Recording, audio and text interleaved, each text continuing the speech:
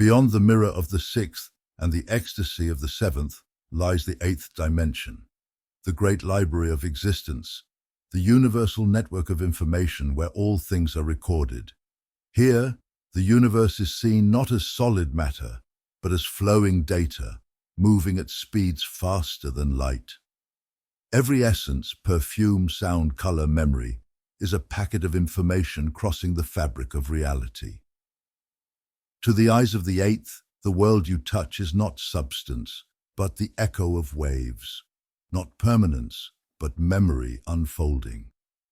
The ancients called it the Akashic Records, the luminous script of the whole, the writing of light that contains all that was, is, and ever shall be. In this dimension, the future is not unwritten. It already exists as expanded data, stretching outward like rays of a toroid. The past is not lost. It contracts back toward the core, compressed into memory. And the present is but the balance point, the axis where expansion and contraction meet. Imagine the toroid, like an apple, its skin the outer field, its heart the radiant seed. Streams of energy flow from stem to root, from north to south, endlessly cycling, endlessly feeding. At its core lies the potential of the entire cosmos, the purest of light radiating in 12 rays, weaving veils of infinite colors. This is the engine of existence, where data becomes essence, and essence becomes worlds. In the eighth, logic bends.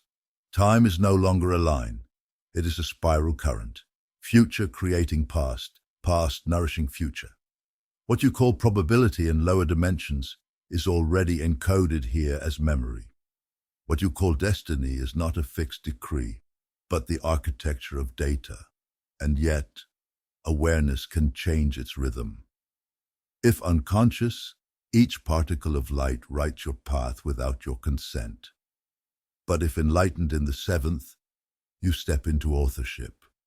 You may rewrite the record, bend the strings, create new time. The Akashic Records are not bound to Earth alone.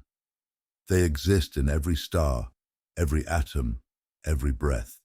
Each being carries within its essence the total memory of the whole. To touch them, you need not climb to the heavens. You only need to awaken the essence in yourself.